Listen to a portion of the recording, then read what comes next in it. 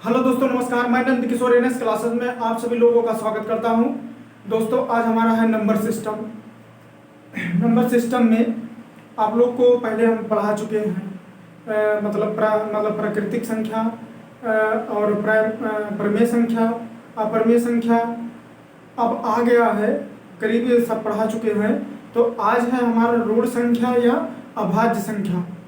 इसमें आप लोग को हम पहले आप लोग को बताते हैं कि होता क्या है। देखो,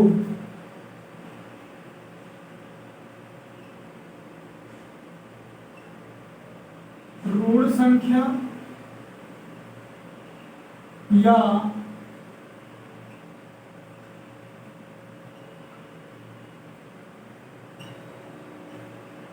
अभाज्य संख्या,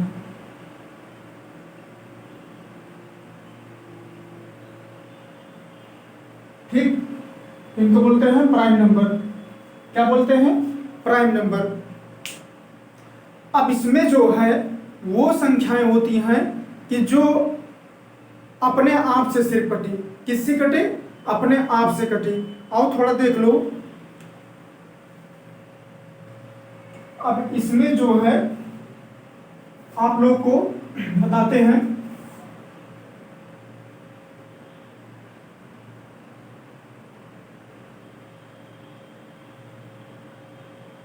वह प्राकृतिक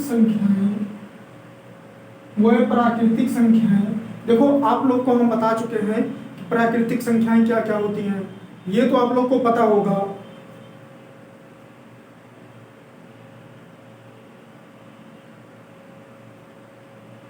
वह प्राकृतिक संख्याएं जो,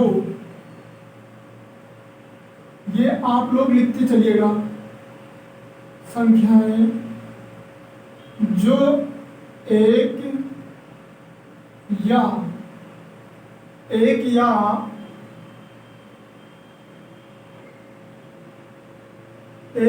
अपने आप से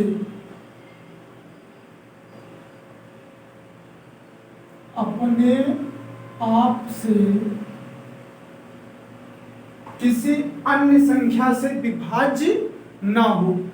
एक या अपने आप से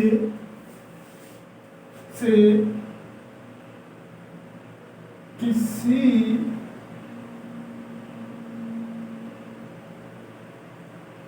अन्य संख्या से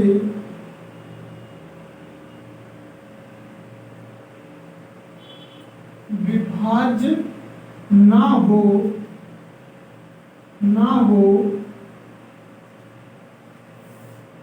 कमेंट कर रहे हैं कुछ लोग। क्या कह रहे हैं?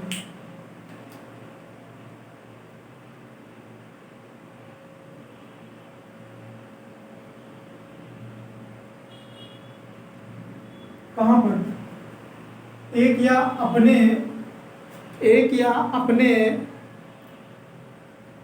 अपने को छोड़कर, एक मिनट रुक जाओ। अपने को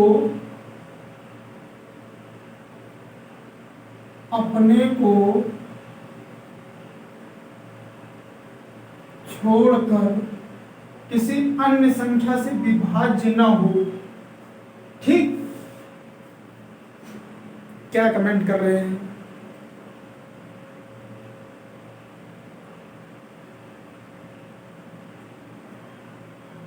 छोड़कर किसी, वह प्राकृतिक संख्याएं जो एक या अपने आप को छोड़कर किसी अन्य संख्या से विभाज्य न हो। जो प्राकृतिक संख्याएं एक या अपने आप को छोड़कर किसी अन्य संख्या से विभाज्य न हो, उन्हें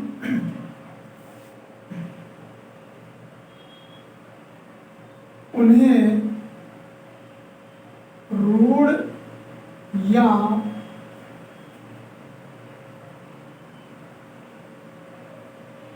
अभाज्य संख्याएं कहलाती हैं। ठीक है? क्या है?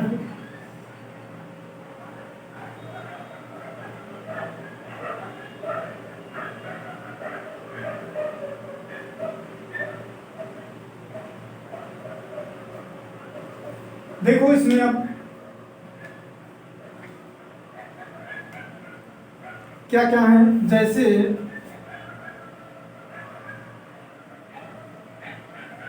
2 ले लो, 3 ले लो, 5 ले लो, 7 ले लो, 11 ले लो, 13 ले लो, 15 कट जाएगा, 14 कट जाएगा, 16 कट जाएगा, 17 कट जाएगा, 18 कट जाएगा, 19 नहीं कटेगा किसी से, 20 कट जाएगा, 21 कट जाएगा, 22 कट जाएगा, 23, ऐसे।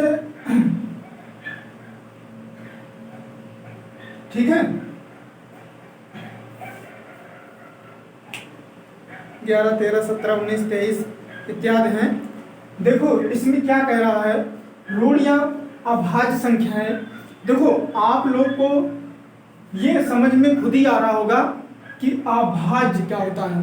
अभाज्य कोई मतलब संख्या से भाग दे, वो विभाज्य ना हो, भाग ना जाए, तो उसे क्या बोलते हैं, अभाज्य संख्याएं बोलते हैं।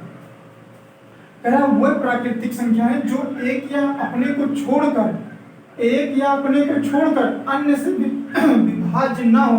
देखो एक से तो सब विभाज्य हो जाएंगे, और अपने आप से अगर हम 2 में 2 से भाग करेंगे तो विभाज्य हो जाएगी, 3 में हम 3 से भाग करेंगे तो पूरा पूरा विभाज्य हो जाएगा, कट जाएगा। तो वही वो परिभाषा कह रहा है, एक से तो सारी संख्या विभाज्य हो जा रही, और अपने आप से कोई भी संख्या से अगर हम 3 हैं तो 3 में भाग करेंगे तो 3 हमारा कट जाएगा, इसमें कोई भी डाउट नहीं होना चाहिए। तो वही वो कह रहा है कि वह प्राकृतिक संख्याएं जो एक या अपने आप को छोड़कर किसी अन्य संख्या से किसी दूसरी संख्या से, चाहे अगर ये जितनी संख्या लिखे हैं इनको भाग करें तो कट जाए, ये ऐसा हो नहीं सकता है। ठीक, तो अब इसमें जो है यही हमारी क्या हो जाएंगी, ऋण संख्या या अभाज्य संख्या। ठीक है, अब देखो अभाज्य संख्या में सबसे छोटी अभाज्य संख्या कौन सी होती है, ये आप लोग जरूर लिख लीजिएगा।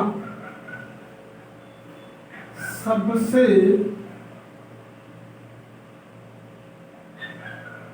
छोटी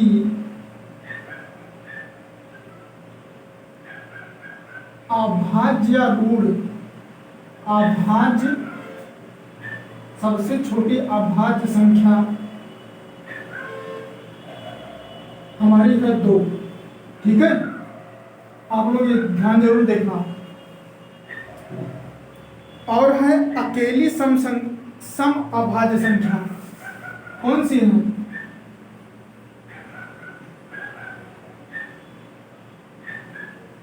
अकेली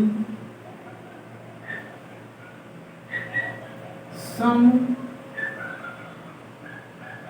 अभाज्य संख्या, ये आप लोग जरूर लिखिएगा, 2 है। ठीक है, कोई दिक्कत नहीं होनी चाहिए।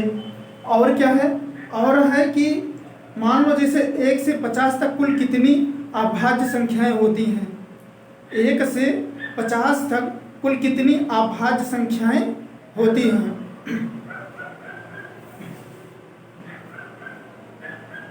1 से 50 तक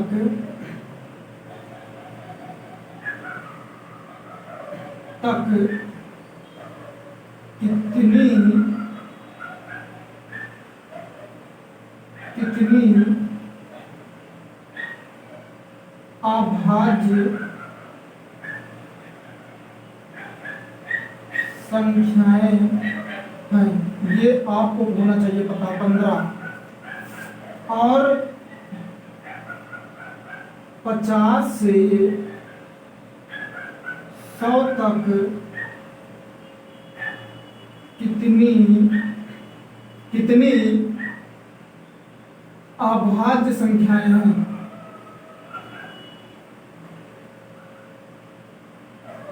ये नोट्स आप लोग बनाते चलिएगा, यहाँ पर है 10। ठीक है, ये आपको पता होना चाहिए एक एक वर्ड।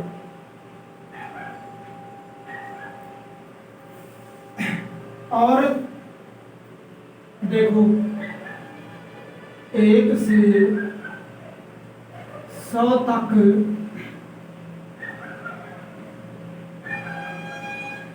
कैसी नहीं है, कितनी है, कितनी अभाज्य संख्याएं हैं 10। 1 से 100 तक कितनी अभाज्य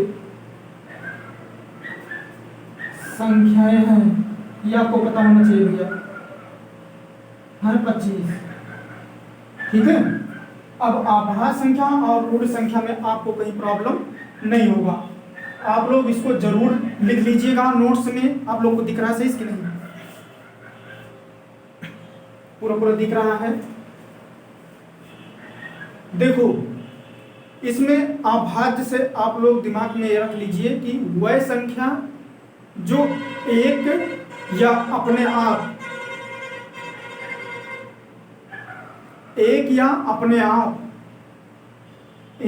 अपने आप को छोड़कर किसी अन्य संख्या से विभाज्य ना हो, उन्हें ऋण संख्या या अभाज्य संख्या कहते हैं। इसमें डाउट नहीं होना चाहिए। जैसे 2 हुआ, 3 हुआ, 5 हुआ, 7 हुआ, 11 हुआ, 13 हुआ, 13, 14, 15 नहीं होगा, 14, 15 नहीं होगा, फिर 16 भी नहीं है, 17 हुआ, फिर 19 हुआ, फिर 23 हुआ, फिर 23 के बाद आ जाओ 29 हुआ, 31 हुआ, ये सब 37 हुआ। तो ये सब क्या है? ये सब अभाज्य संख्याएं हैं। ये आपको कोई कहीं डाउट नहीं होना चाहिए, एक भी डाउट नहीं होना चाहिए। मैं लिख दिया हूं इसीलिए। सबसे छोटी अभाज्य संख्या 2, अकेली सम अभाज्य संख्या 2, 1 से 50 तक के कितनी अभाज्य संख्याएं? 15, 50 से 100 तक कितनी अभाज्य संख्याएं? 10, 1 से 100 तक कितनी अभाज्य संख्याएं? 25। आपको कोई दिक्कत नहीं होनी चाहिए। ये समझ लो कि अभाज्य संख्या में इतना टाइम हमने वेस्ट किया, बहुत ज्यादा टाइम लेते हुए। ठीक है, मैं अब नेक्स्ट टॉपिक पर चलते हैं, यौगिक संख्याएं या भाज्य संख्याएं। कंपोजिट नंबर पर चलते हैं।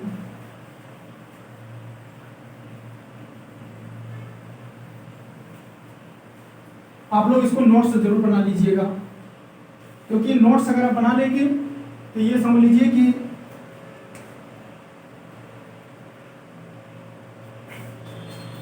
देखो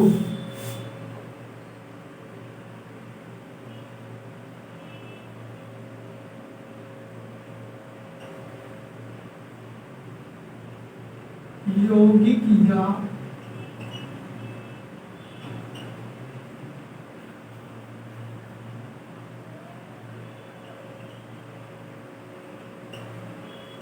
भाज्य संख्याएं, इनको बोलते हैं इंग्लिश में कंपोजिट नंबर।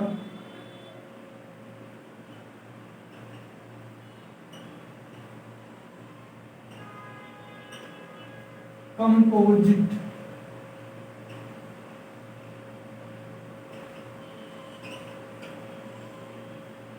कंपोजिट नंबर्स, ये आप लोग ये समझ लीजिए। इसमें क्या होता है,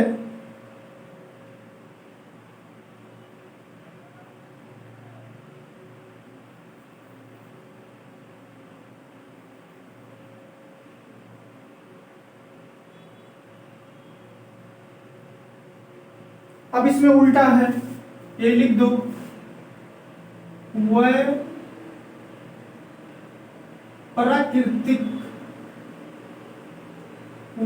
प्राकृतिक संख्याएं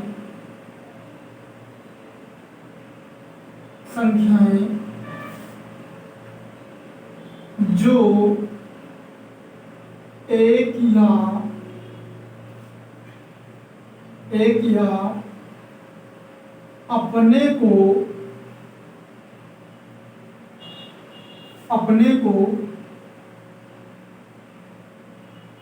छोड़कर किसी अन्य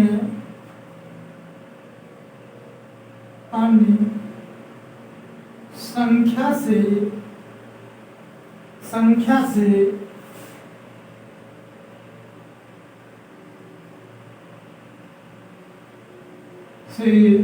विभाज्य हो जाए,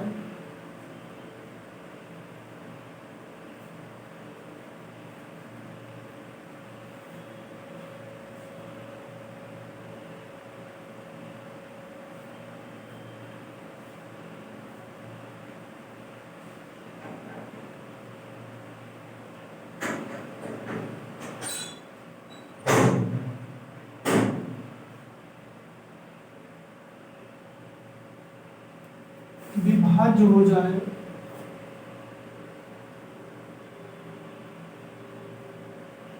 यौगिक या भाज्य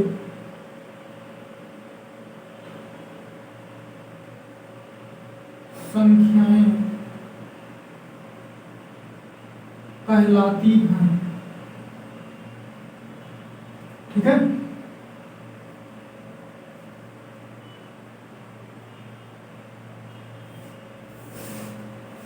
जैसे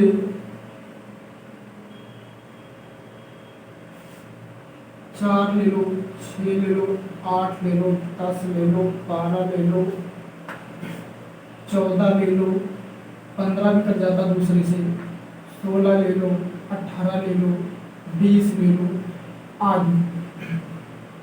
अब इसमें क्या कह रहा है,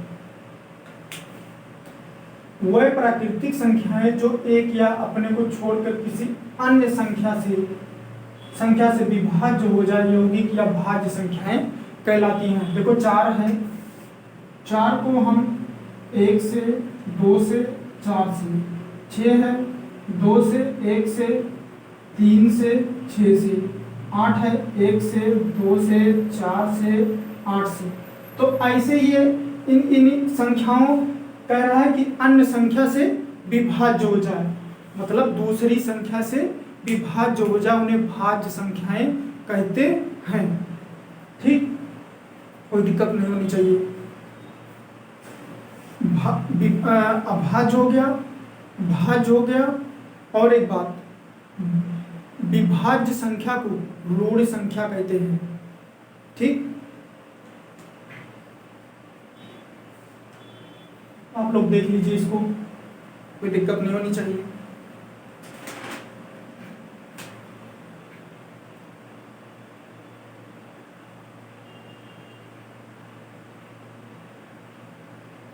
अगर जैसे मान लीजिए कहीं कहीं दे क्वेश्चन बहुत ज़्यादा पूछा जाता है, नंबर सिस्टम के पूछा जाता है कि 1 से जैसे मान लो 100 तक का सभी धन पूर्णांक का योगफल ज्ञात करो, ये पूछा जाता है क्वेश्चन। जैसे मान लो, तो इसके लिए आपको एक फार्मूला हम बताते हैं।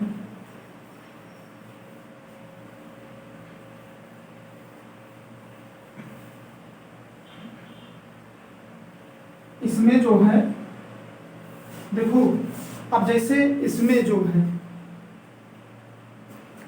इसमें जो अब वो तो खत्म हो गया, अब ये तो खत्म हो गया। अब इसमें क्या हो जाएगा, अगर कहेगा प्राकृतिक संख्या, जैसे कहे कि 1 से मान लो 75 तक की सभी संख्याओं का, सभी धन पूर्णांकों का योगफल ज्ञात कीजिए, सभी धन पूर्णांकों का योगफल ज्ञात कीजिए। तो आप लोग कैसे ज्ञात करेंगे, उसको ज्ञात करने के लिए आपको उसका फार्मूला लगाना पड़ेगा। तो 2 फार्मूला हम लिख रहे हैं, इनको नोट कर लीजिए। एक होता है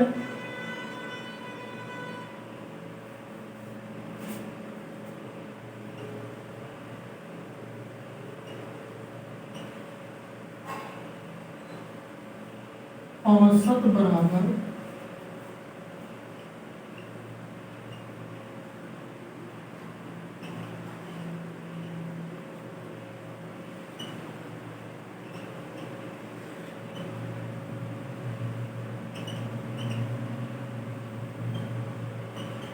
एक, ये हो गया। ठीक, और अगर कहेगा योगफल तो आप क्या लगाओगे, अगर कहेगा योगफल ज्ञात करो तो इसमें क्या होता है, होता है औसत गुणे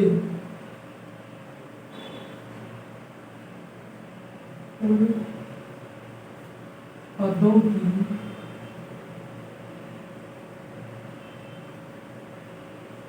संख्या। ये आपको याद होना चाहिए। अब मैं क्वेश्चन बताने जा रहा हूं, ये आपको याद होना चाहिए। देखो क्वेश्चन क्या है, कह रहा 1 से 75 तक सभी धन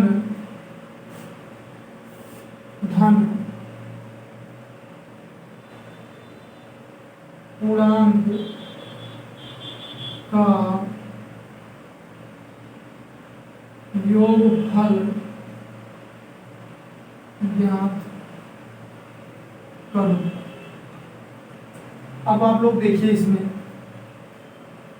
अब इसी पर है खेल।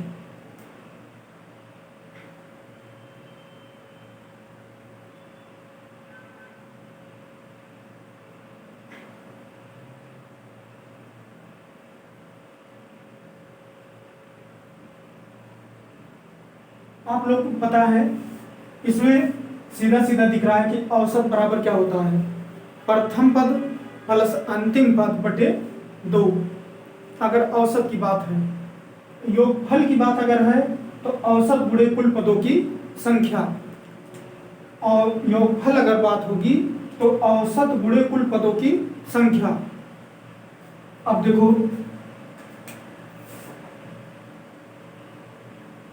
1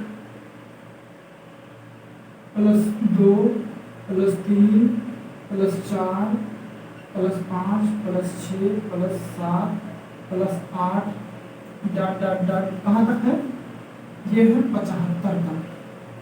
ठीक है, कहाँ तक है, 75 तक है। अब इनका योगफल ज्ञात करना है। किसका योगफल ज्ञात करना है, इनका योगफल ज्ञात करना है। तो योगफल कैसे ज्ञात करोगे, यहाँ लिखो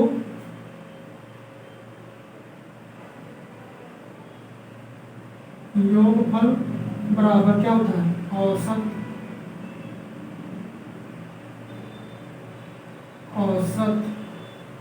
गुणे पदों की कुल संख्या। देखो औसत क्या है, प्रथम पद 1। देखो अब हम औसत निकाल रहे हैं ना, अभी पदों की कुल संख्या नहीं निकाल रहे हैं। तो हमारा देखो औसत ज्ञात करने में प्रथम पद क्या है, हमारा 1 है। अंतिम पद क्या है, अंतिम पद हमारा 75 है और बटे 2 है। कुल पद हमारा कितना है, 1 से 75 है ना, ये कितना हो गया, 75 हो गया। ठीक, आप लोग भी ध्यान से देख लीजिए। अब देखो ये कितना हो जाएगा, ये हो जाएगा 76। ये इसको भाग करो कितना हो जाएगा, 3, 8 और 75। ठीक है, ये हो जाएगा 28, 50। यही हमारा योगफल है। ये क्वेश्चन ये समझ लीजिए कि हर एक कंपटीशन में पूछेगा। एसएससी हुआ, रेलवे हुआ, सीजीएल हुआ, ये समझ लीजिए हर एक कंपटीशन में अगर आपको ये दोनों फार्मूले याद हैं तो आप कहीं पर भी तुरंत, आप चाहे सम हो चाहे विषम की बात करें, सब जगह आप यही यूज करेंगे, तुरंत उत्तर आ जाएगा एकदम। ये समझ लो कि एकदम कम टाइम में। देख लीजिए आप लोग इसको,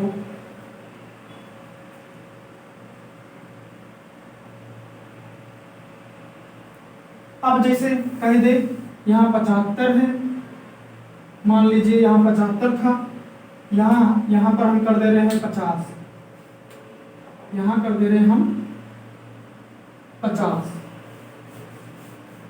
तो अब ये हो गया, अब इसका भी निकालो। अब क्या करोगे, क्वेश्चन देख लो आप लोग सही से। ये क्वेश्चन तो आपको पक्का पूछेगा। ये क्वेश्चन नंबर 2 है।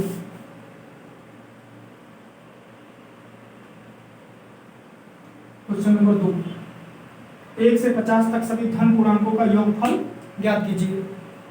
देखो बात इसमें क्या है, बात क्या है कि समझने के ऊपर है सब चीज। समझने का मतलब ये है कि जितनी भी संख्याएं हैं, प्राकृतिक संख्याएं हैं, नेचुरल नंबर है, परमेय संख्या, अपरमेय संख्या, ऋण संख्या, यौगिक संख्या और भाज्य अभाज्य, ये सब आपको पता होना चाहिए। क्यों? क्योंकि नंबर सिस्टम पूरे मैथ की एकदम ये समझ लो जड़ है। नंबर सिस्टम से ये समझ लीजिए हर एक कंपटीशन में जरूर पूछा जाता है। तो इसीलिए नंबर सिस्टम में इतना आसानी से इसको बता रहे हैं कि कोई अगर छोटा बच्चा भी हो वो भी समझ जाएगा। ये नहीं है कि मैं 72 क्वेश्चन तुरंत बताते चले जा रहे हैं, मैं इस पर आपको प्रैक्टिस करा रहे हैं। आपको जब अच्छे से आ जाएगा तो मैं आगे बढ़ूंगा। पहले आप लोग इसको जरूर देखिए। अब देखो इसमें क्या है, देखो 1 से 50 तक, 1 से 50 तक की धन पूर्णांक करा, 1 + 2 + 3 + 4 + 5 + dot dot dot dot dot 50। ठीक है, अब कह रहा है योगफल ज्ञात करो।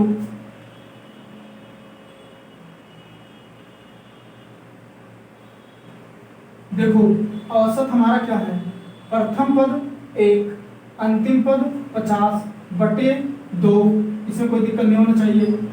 50/2 और कुल पद कितना है, 50 है। 2 1 के 2 और 2 से काटोगे आएगा 25। तो कितना हो जाएगा, 51 × 25। अब इसको गुणा करोगे कितना हो जाएगा,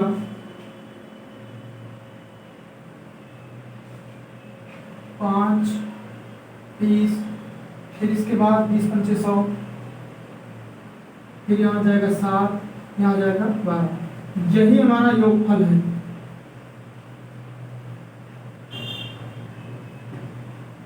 यही हमारा योगफल है।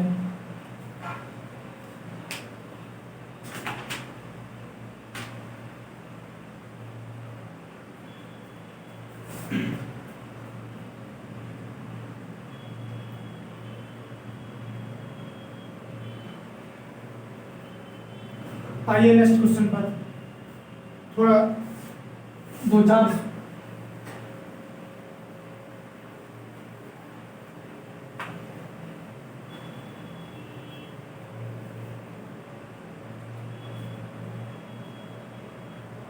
क्वेश्चन क्या कह रहा है, कह रहा है कि प्रथम 80 धन पूर्णांकों का योगफल ज्ञात करें।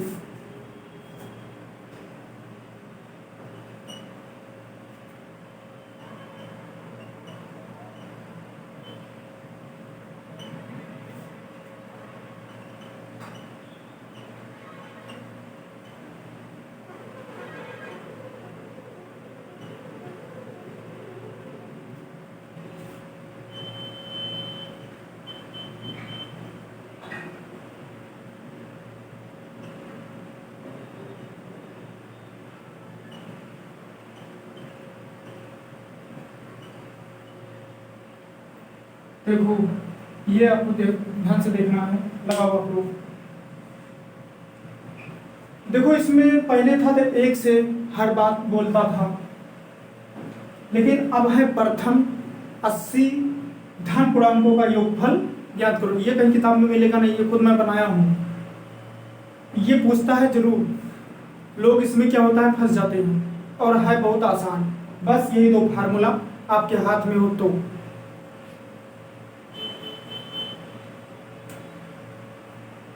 देखो अगर प्रथम कहेगा तो 1 से शुरू करना है, 1 2 3 4 5 plus dot dot dot dot 80।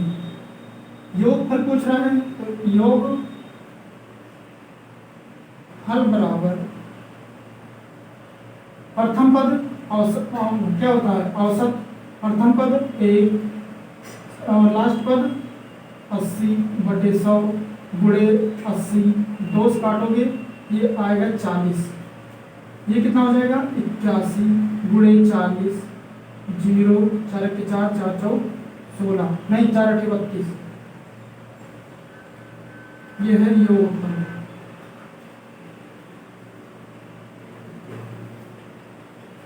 ये है हमारा उत्तर।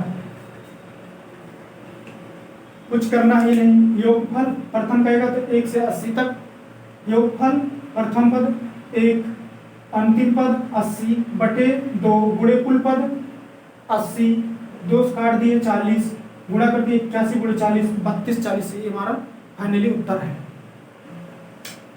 आप लोग इसको जरूर लगाइए।